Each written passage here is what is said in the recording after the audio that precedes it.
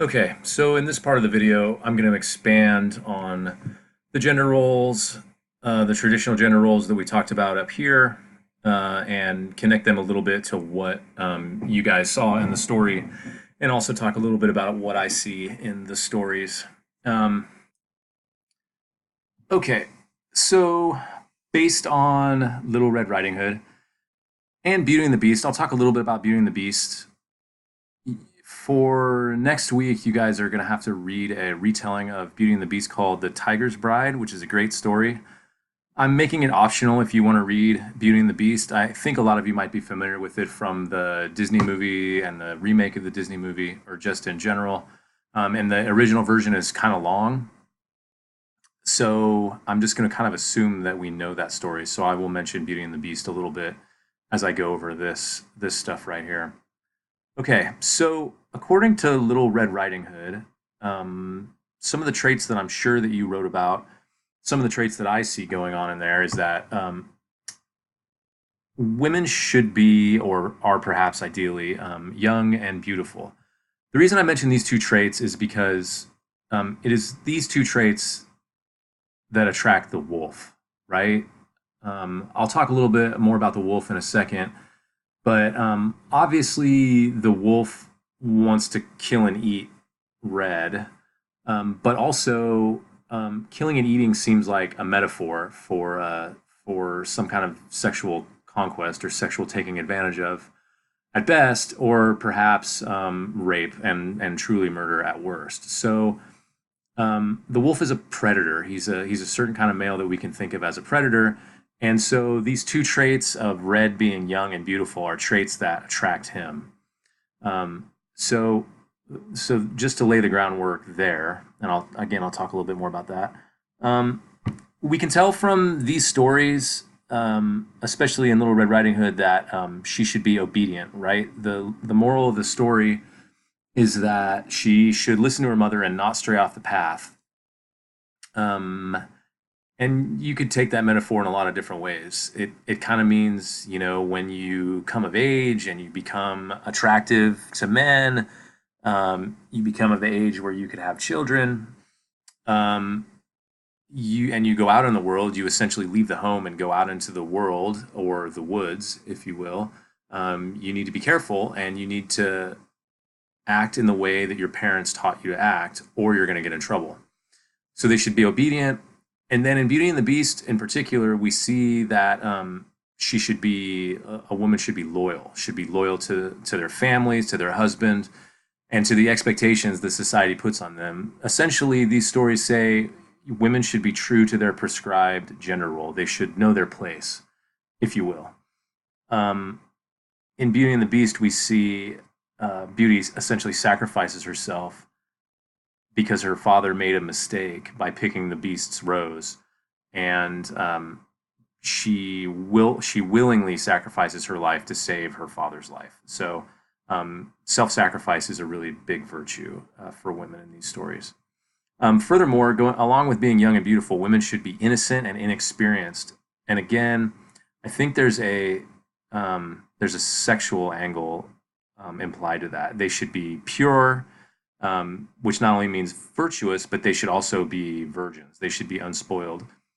And I put that word in quotes. This was particularly important in the time of arranged marriages because husbands didn't want a woman who had slept with another guy. I think that's probably enough to say on that. Okay, and so this little bit on being innocent or experienced. There's also this sense that the women are not worldly, like they just don't get it. They're not streetwise. And we see this in Red Riding Hood when she is tricked so easily by the wolf. She should know better that there are wolves in the world, but she doesn't. And you'll see a little bit of a difference here in the Little Red Riding Hood retelling you're going to read soon. So the women are or should be trusting, especially of male authority. You could actually say that they are kind of in a negative way. They're gullible. Red Riding Hood in this story seems really gullible. She should know better. Um, and they should also be able to tell bad men from good men. That goes along with being gullible, I think. Perhaps they can't tell bad men from good men. Perhaps because Red is so young and inexperienced, she just really doesn't know the difference.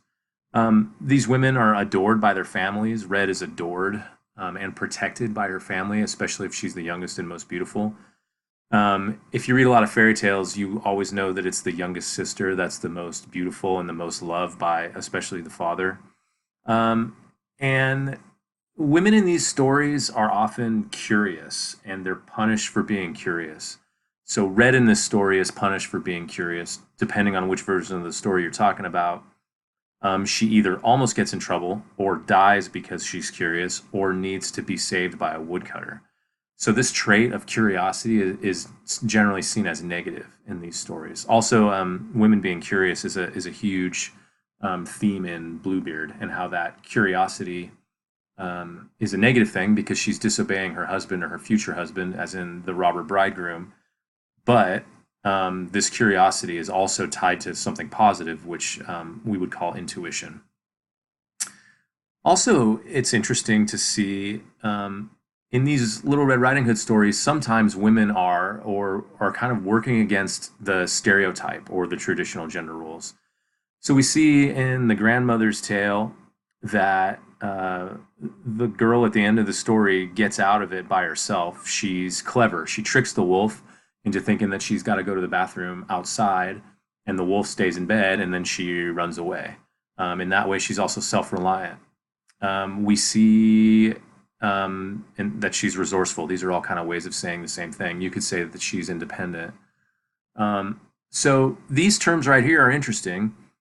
So when I say in these stories they're working against traditional types, these are like typically male traits that they're exhibiting. So even in the oldest stories, the women were supposed to have some kind of street smarts, essentially, or wisdom, and independence to be able to get themselves out of bad situations or keep themselves out of bad situations.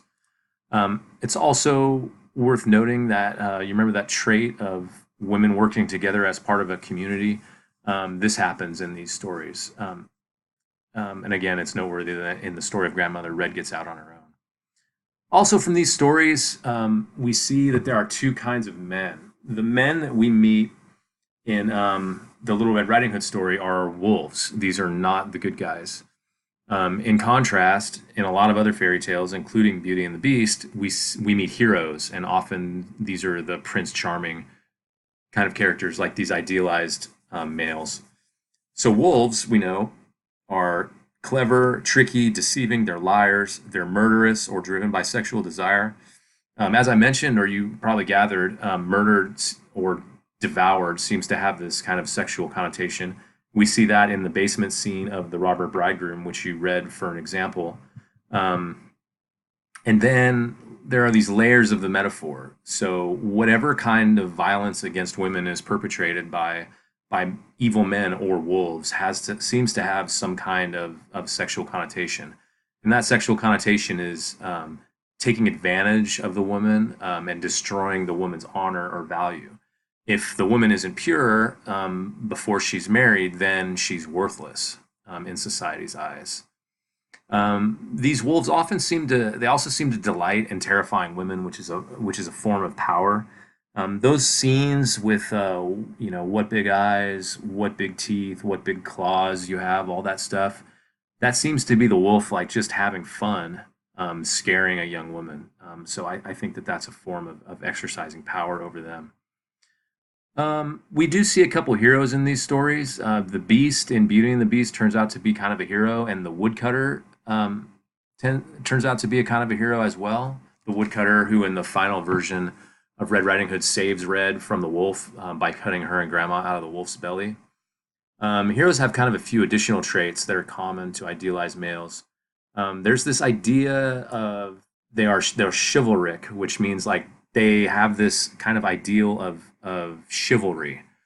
That is, they're especially protective of women. Women are treated as like precious, rare objects. They're kind of put up on a pedestal and revered. They really want to provide for a wife. These heroes are courageous. They have a strong sense of right and wrong and justice. Notice in the Red Riding Hood story, the final one, the woodcutter says about the wolf, "I found you at last, you old sinner." Um, and then in Beauty and the Beast, when Beauty's father steals a rose, Beast is like, "Oh, I did all this stuff for you, and you stole this from me. Like now you must pay." So this very kind of black and white sense of right and wrong, and then justice. They're unafraid of using violence for good ends. Kind of same with revenge. The woodcutter is not afraid to be violent to the wolf because he's evil. Um, these heroes are honest. Generally, they're wealthy, same as the kind of Bluebeard figure. But ideally, the ideal man is not only wealthy but has a lot of virtue. They're generous. They're very courteous. They have good manners. They're respectful. They're humble and they're patient. All of these here, these especially go for Beast in Beauty and the Beast. The deal with Beauty and the Beast is that the Beast is, although he's not good looking and he calls himself stupid all the time, he is a really good man, and therefore Beauty should love him. When she does learn to get over his physical appearance, he turns into a prince, and his physical appearance is actually changed into something attractive. So that's it. So I hope that this discussion of traditional generals makes sense. These are some of the ideas that you're going to be working on and working with in future observations and then your essays. All right, I'll catch up with you soon.